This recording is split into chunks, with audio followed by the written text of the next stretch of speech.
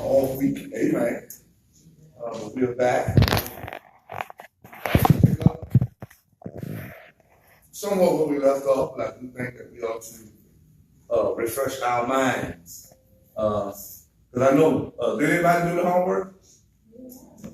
I just wanted to check. I just wanted to check. I just had to make sure. I just had to make sure. All right. Our lesson, we're still looking at recognizing spiritual growth. Recognizing spiritual growth. Our lesson text is taken from the Gospel according to Mark, chapter number 8, verses 34 through 38. Gospel according to Mark, chapter number 8, verses 34 through 38. And it reads, when he had called the people to himself, with his disciples also, he said to them, whoever desires to come after me, let him deny himself and take up his cross and follow me. For whoever desires to save his life will lose it, but whoever loses his life for my sake and the gospel will save it. For what would it profit a man if he gains the whole world and loses his own soul? Or what would a man give in exchange for his soul? For whoever is ashamed of me and my words in this adulterous and sinful generation, of him the Son of Man also will be ashamed when he comes in the glory of his Father with the holy angels. Amen? Amen. Amen. Amen. Amen. Well, we've said a lot in regards to this lesson so far. But just bringing ourselves up to speed, we do want to make sure that we realize that we are much more than who we see or what we see when we look in the mirror. According to Genesis chapter 1, in verse number 26, God says that he made us, he made man, made all of us in his image and in his likeness. And so what we see in the mirror actually minimizes who we are, because God does not have blemishes. I'm going to talk to them. And so the blemishes of what we see in our own person, in our being, minimizes who we are, because we are far better and have much more potential than what we see in the mirror. Are you here tonight? So that's the big statement when God says that let us make man in our image according to our likeness. And with that, he said, let them have dominion. That means control. That means authority over the fish of the sea, over the birds of the air, over the cattle, over all the earth, everything, over every creeping thing that creeps on the earth. We have more power than we exercise. Are you here tonight? And so too many times we rush past those small things that are huge.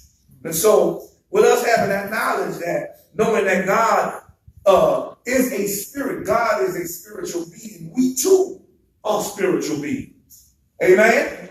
And so until we tap into our spirit man, we are living our lives short of our greatest potential. All right?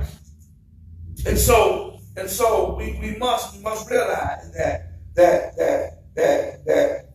there's a continuous war being fought within the trichotomous existence of humanity. We are made of flesh, soul, body, soul, and spirit. And so the flesh is warring against the spirit, and the spirit is warring against the flesh in a tug of war to see who can gain control of the soul. Are you here tonight? And so because of that spiritual war that is going on, we can look to Galatians chapter number 5. I'm trying to get where I need to get. Galatians chapter 5, verses 16 and 17. Galatians chapter 5, verses 16 and 17 says, verse 16 says, I say then, Walk in the Spirit, and you shall not fulfill the lust of the flesh or the desires of the flesh. For the flesh lusts against the Spirit, the flesh fights against the Spirit, and the Spirit against the flesh. And these are contrary one to the other, which means they have different goals, they have different focuses. All right? And so that you do not do the things you wish to do. All right? And so what that means is that if you are operating in the flesh, it will fight against you doing those things according to the Spirit. And likewise, if you're operating in the Spirit, the flesh will fight against you doing those things that you want to do. For instance, you can be in church service. You can have a good time. God just use you to lead a good song, pray a good prayer, preach a good sermon. Somebody step on your foot. You can say something you shouldn't say. Come on, talk back to me now. You done had a thought run across your mind that shouldn't have ran. You should have ran away from that thought. Come on, talk to me now. And that's because regardless of how spiritual we are, because we live in the flesh, we have to always ward off those fleshly thoughts and activities. We have the tendency to be fleshly because we are flesh. And we also, likewise, have the tendency to do spiritual things because we are spiritual. And so we have to there's always something for us to work on. Listen to what Paul says in Romans chapter number 7. Romans chapter number 7, beginning at verse number 14. Paul says, for we know that the law is spiritual. All right? He's talking about the law that was given by God. He said, but I am carnal, sold under sin. For what I am doing, I do not understand. For what I will to do, that I do not practice. But what I hate, that I do. If then I do what I will not to do, I agree with the law that it is good. But now it is no longer I who do it, but sin that dwells in me. Keep going, listen. For I know that in me, that is in my flesh, nothing good dwells. For to will is present with me, but how to perform what is good I do not find. Listen at verse 19. For the good that I will to do, I do not do, but the evil that I will not to do, that I practice. Now, if I do what I will not to do, it is no longer I who do it, but sin that dwells in me. Paul, in other words, Paul saying, I don't want to do what I'm doing. But for some strange reason, I have the compulsion to do it anyway. I'm going to talk back to them. I don't want to not tie. I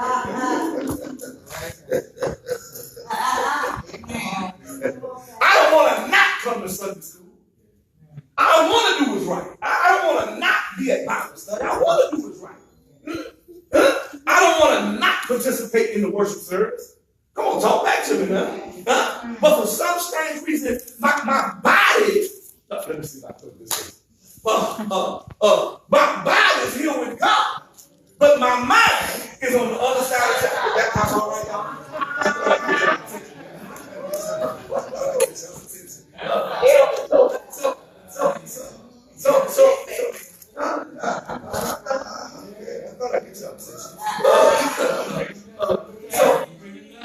So there are three distinctively different persons active in the life of the church every Sunday, every time we come here. There's the natural man, there's the carnal man, and there's the spiritual man. Right? Every time, no matter what. Once again, we gave you these, and we want to give them to you again to refresh your memory. We want to give them to you again.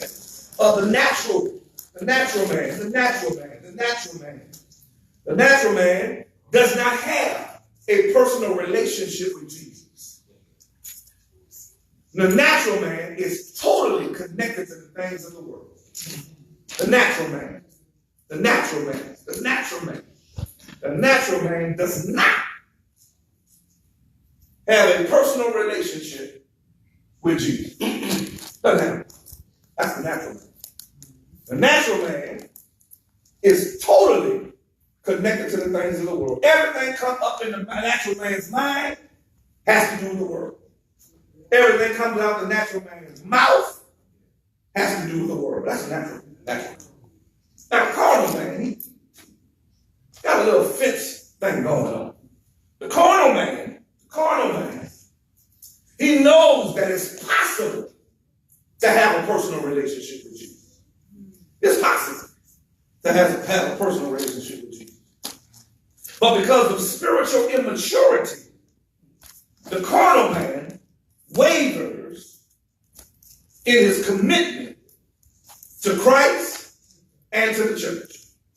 The carnal man knows that it's possible that you can have a relationship.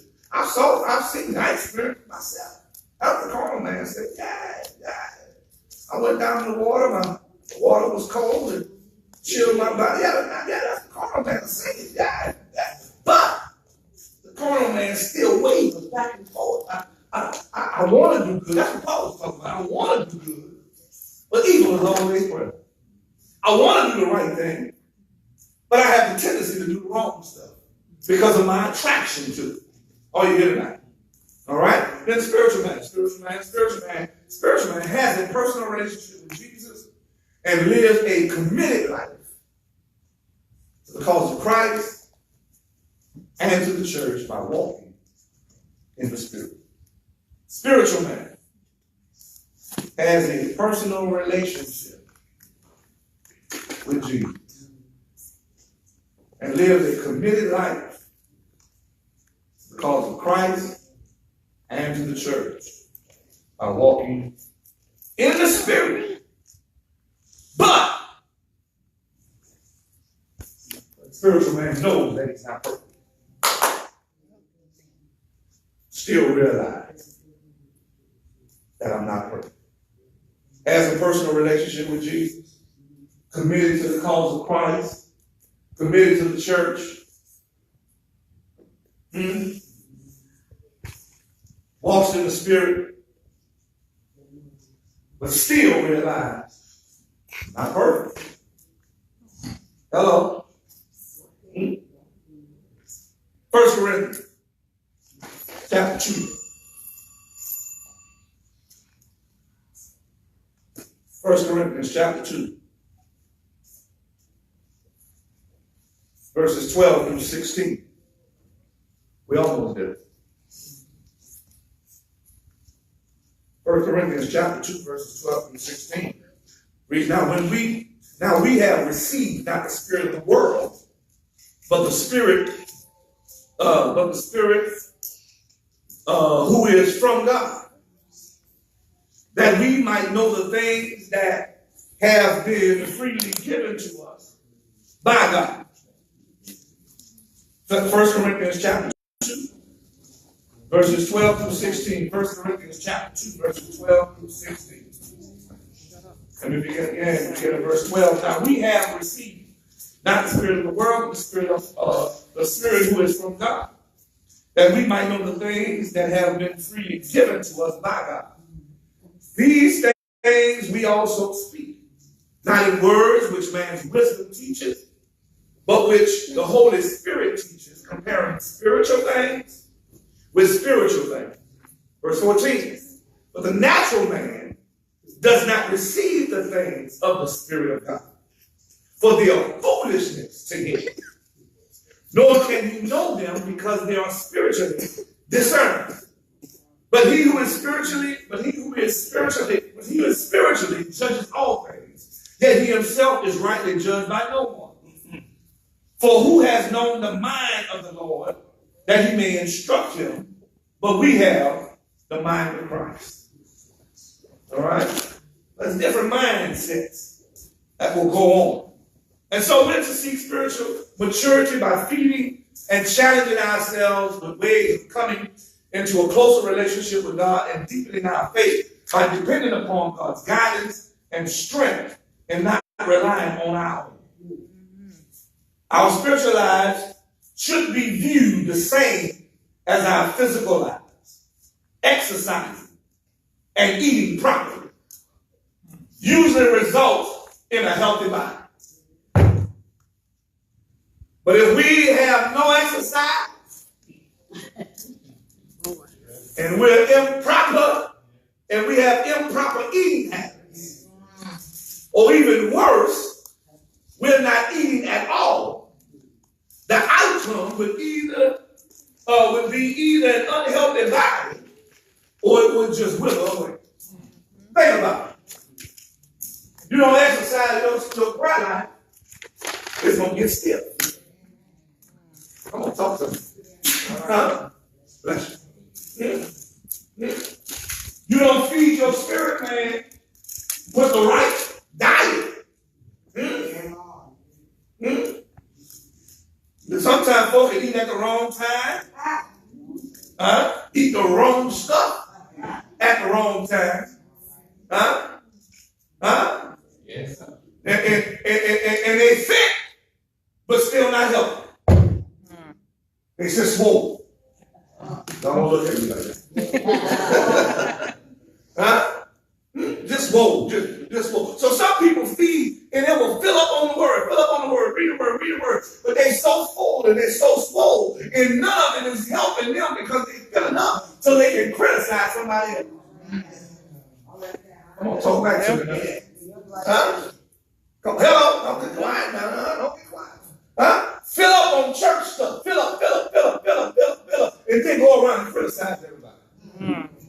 Come on, talk back to me now. Don't struggle down in the seat now.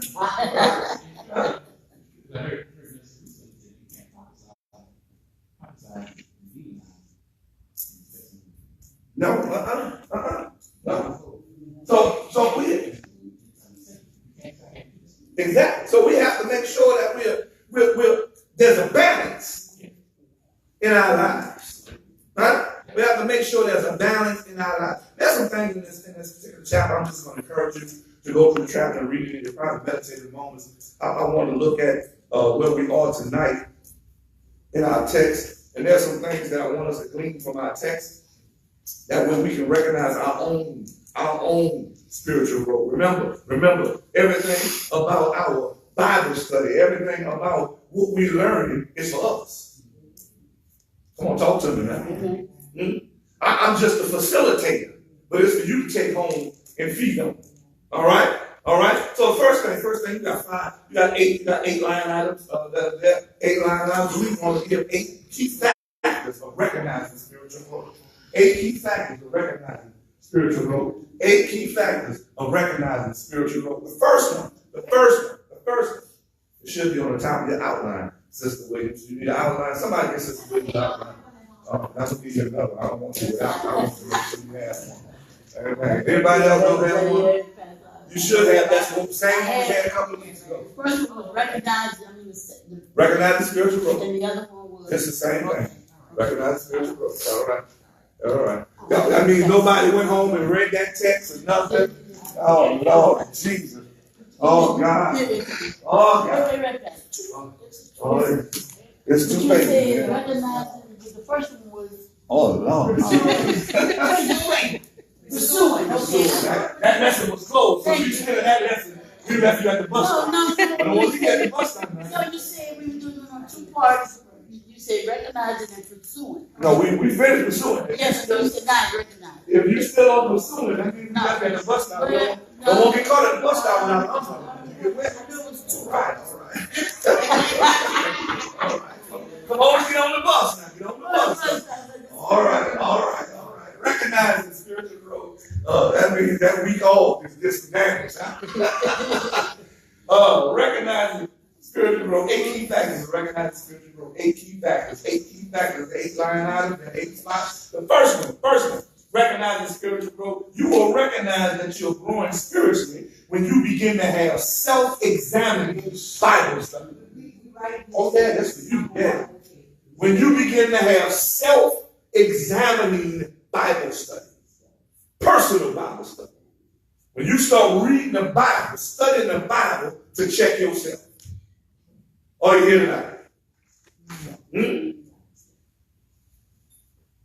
Self-examining Bible study is when our personal Bible study is geared to review our own condition, conduct, and motives in our attempt to keep ourselves in line with God.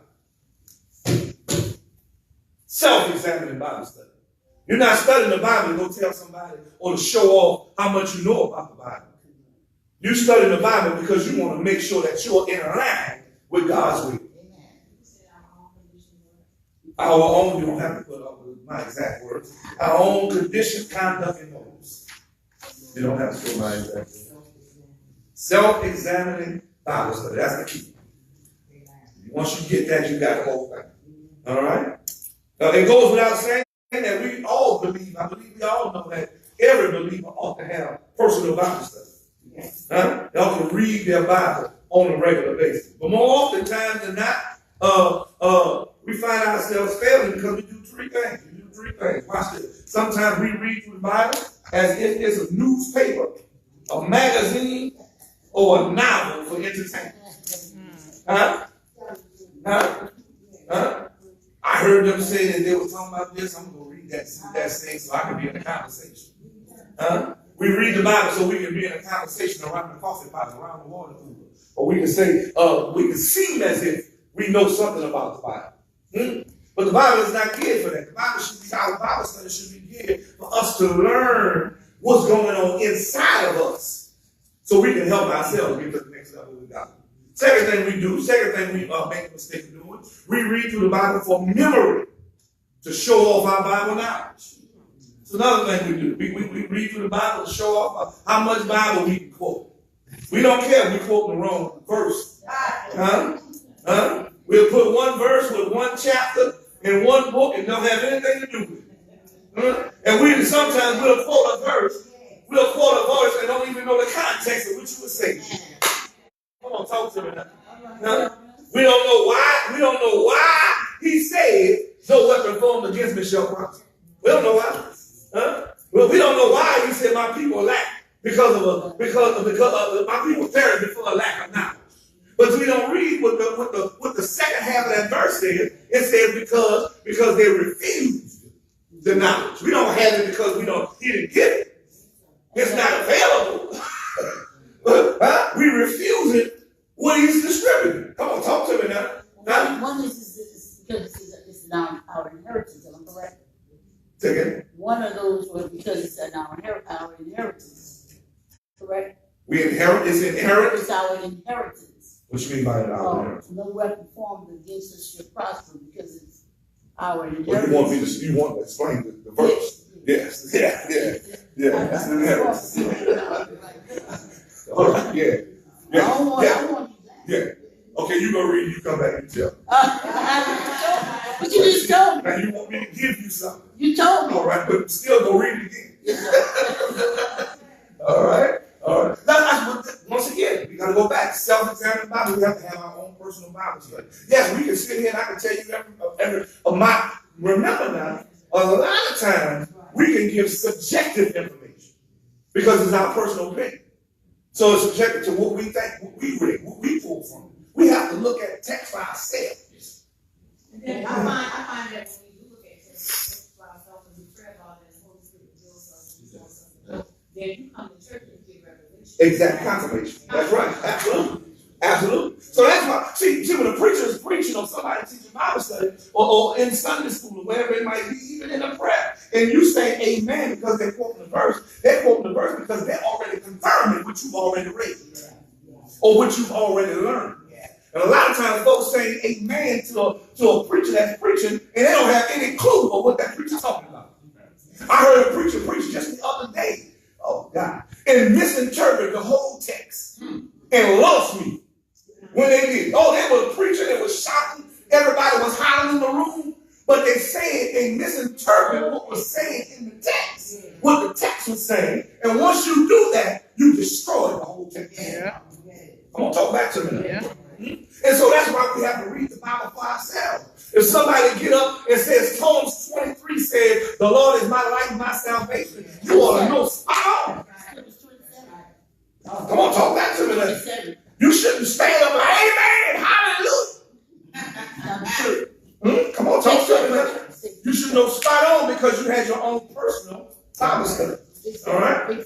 All right? And we shouldn't, once again, number two, we shouldn't read the Bible just for memory.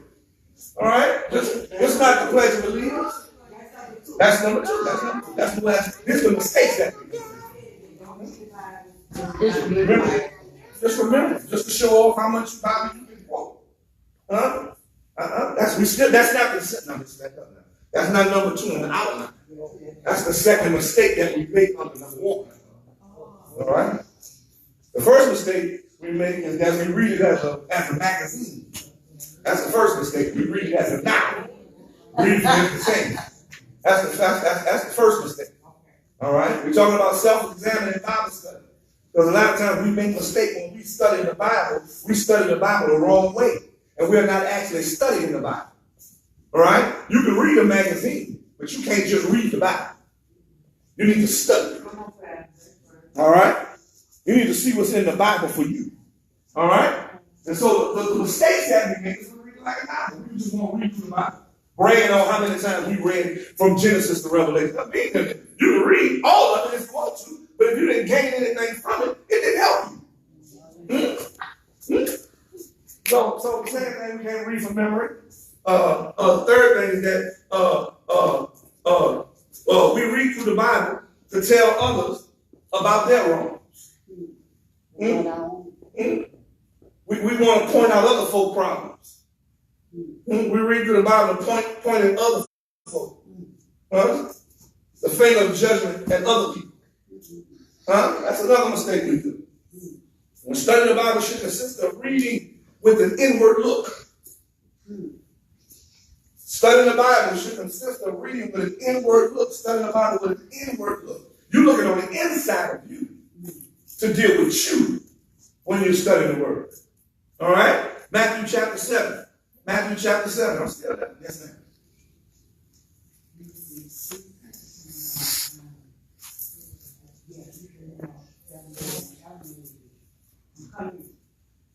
About slowly in room there. Do you believe in God? Yes, ma'am. But I'm walking. Yes, ma'am. And you know, I'm trying to be real nice. You know, I have an appointment. You know, I'm supposed to do it. Well, take this and see. That's what I got to start reading the Bible.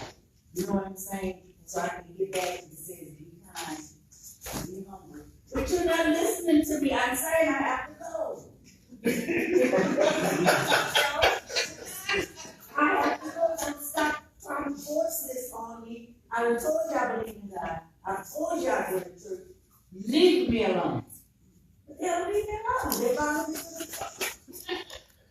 They keep on. I'm ready to take the cake. You know? Leave me alone. So where you come from? I don't know why. That's their approach. I mean, I can't. A lot of people are militant. What am I supposed to do? Be as nice as you can. Remain a Christian. And you come into my truck? Yeah, remain a Christian. Okay, well, See, once again, you have to know what you know. That goes back to what we had, the original foundation of knowing what you know. You don't have to prove what you know. You don't have to attempt to prove what you know. You just need to know what you know. And you can engage in a conversation with someone of that persuasion, of that mindset. You can engage in a conversation with them and not be afraid or not feel attacked when you're in that conversation, because then you have information on what you know.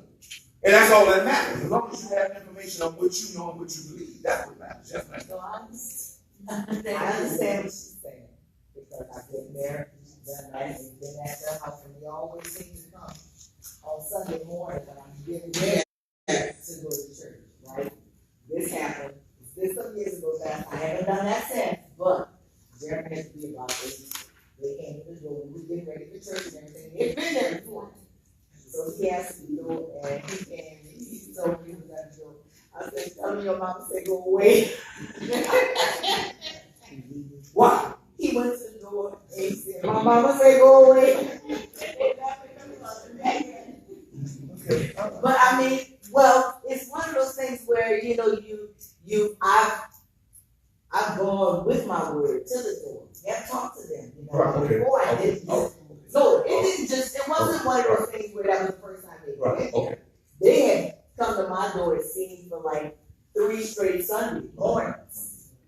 And one time they came, wasn't a Sunday morning, and we had a discussion and everything, and I thought they understood where I stood. Right. But they didn't, and they came back, and I just told them, your mom said, your mom said, go away. All right. But I mean, Well, once again, it goes back to the foundation. You have to know what you know. exactly. You have to, and conversating with other people of other mindset. That shouldn't intimidate us. Right. Yeah. All right? It's okay to have a conversation with other people. Most people, that's supposed to be inducted because they Right. say it intimidates because they say, I'm in my grandmother.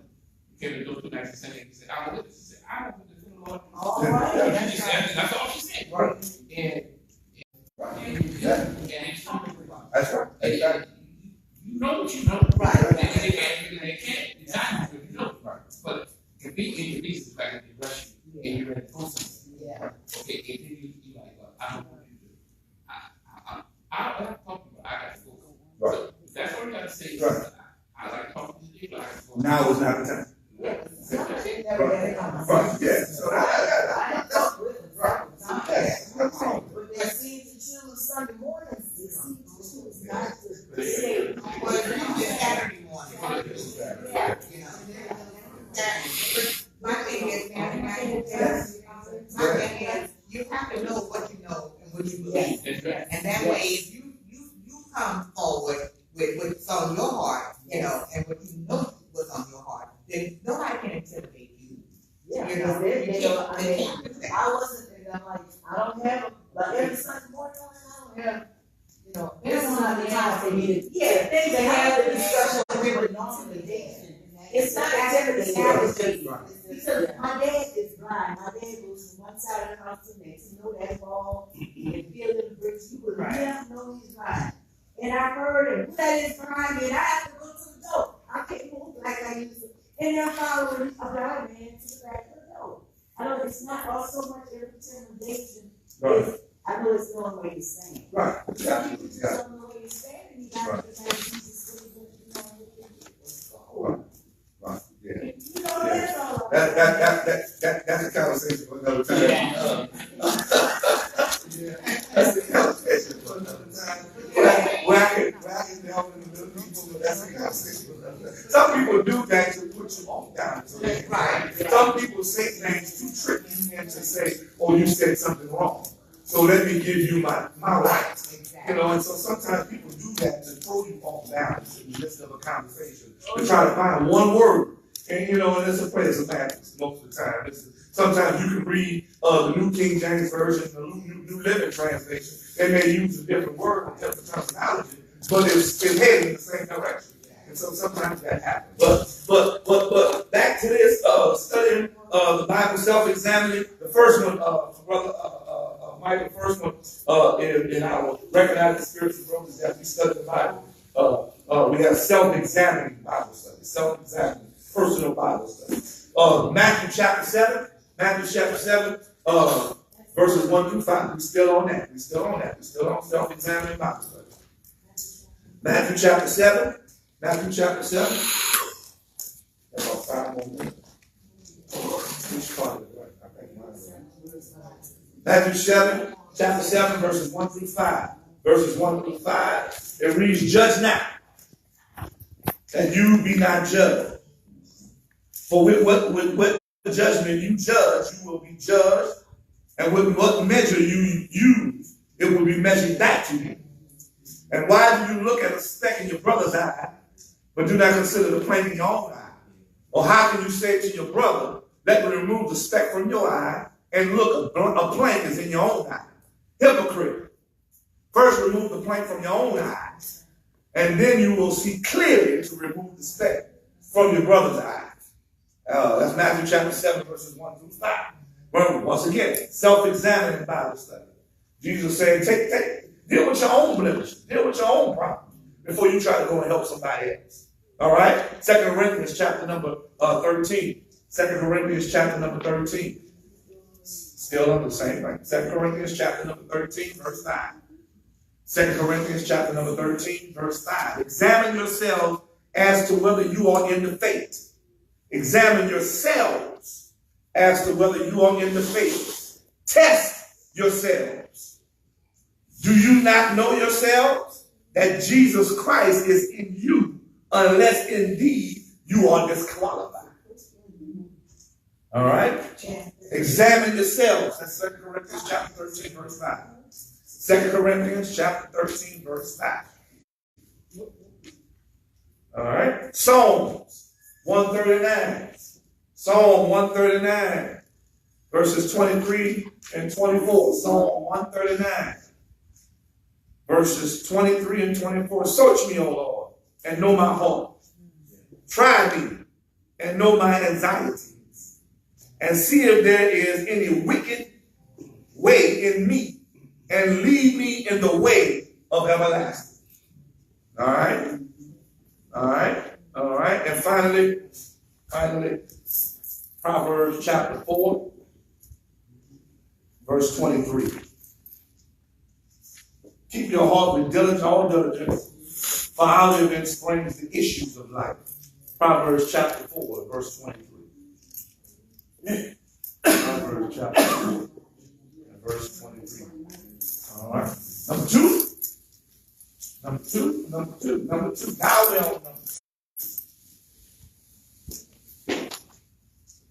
All right. The first one was self-examining Bible study. Secondly, recognizing spiritual growth is obeying God through self-denial. Obeying God through self-denial. And you will find that if there's no self-denial, it will be hard to be obedient to God. We have to restrict ourselves to the commandments of God despite our own personal desires.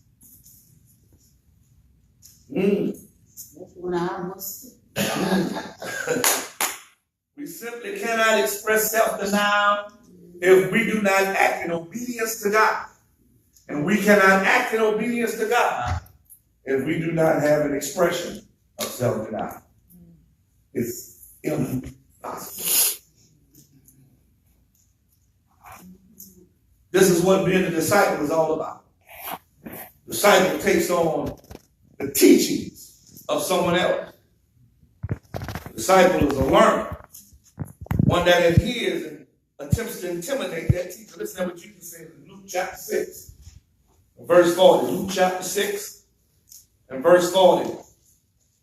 Jesus says the disciple is not above his teacher, but everyone who is perfectly trained will be like his teacher. Our goal should be to want to be like Jesus. To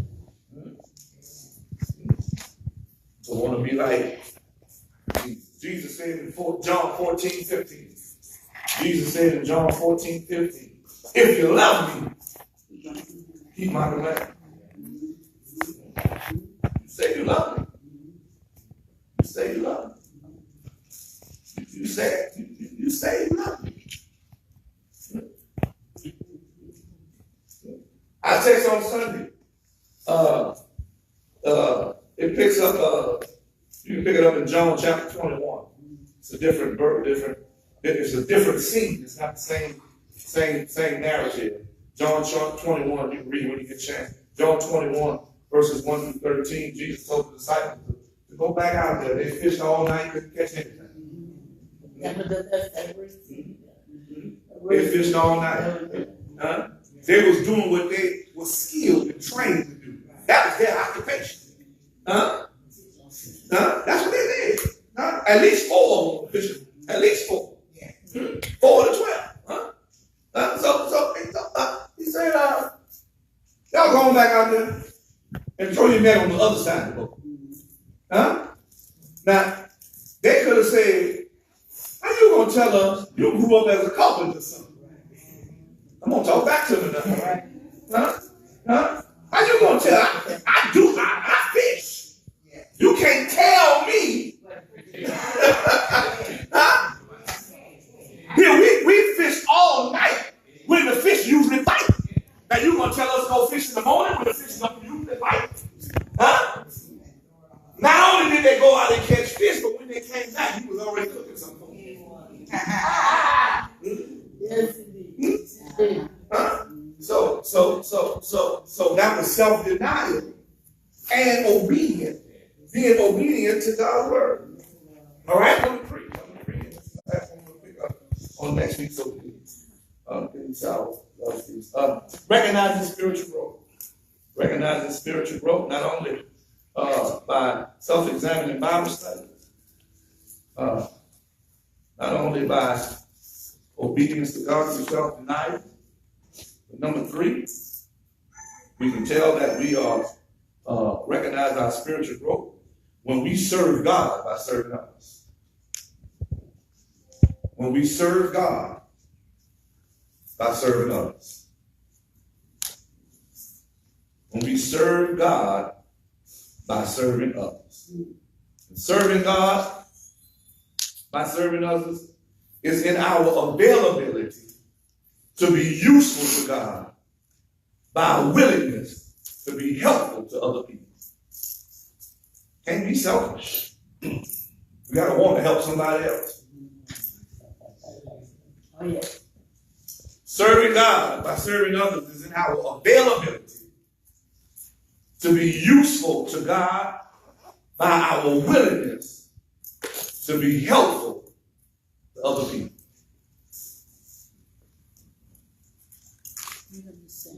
Jesus even said in Mark 10:45, says even the Son of Man did not come to be served, but to serve and to give his life a ransom. We have to be willing to serve other people. We have to look to the need of other folk. What can I do to help somebody else? And that's how we serve God. You recognize your spiritual growth. 1 Peter chapter 4. 1 Peter chapter 4. 1 Peter chapter 4. Verses 10 and 11. 1 Peter chapter 4. Verses 10 and 11. As each one has received a gift, minister it to one another as good stewards of the manifold grace of God. If anyone speaks, let him speak as the oracles of God. If anyone ministers, let him do it as with the ability which God supplied, that in all things God may be glorified in Jesus Christ, at whom belongs the glory and the dominion forever and ever. In other words, back at verse 10, it says, as each one has received a gift, minister it to another. As you receive a gift, your gift is to be given to you for you to use it to serve other people. God didn't give you that for you to hold on to. Put it under your Christmas tree and wrap a ball around it. Or shovel it and put it in a hole and hold it tight. But God gave it to you so you can give it and bless the body of Christ. Sometimes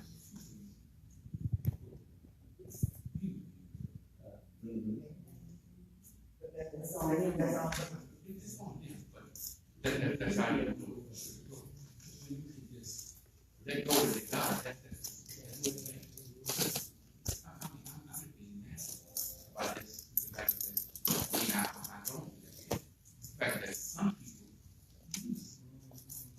And see, that's when you have to have a spirit of discernment. And then that's when you have that personal prayer life that you get down on your knees and say, Lord, I want to use my gift to bless the body. But if these folk are using me to their advantage and abusing the gift that you've given me, you handle it. Amen. And you leave it alone. You take the burden off your own shoulder.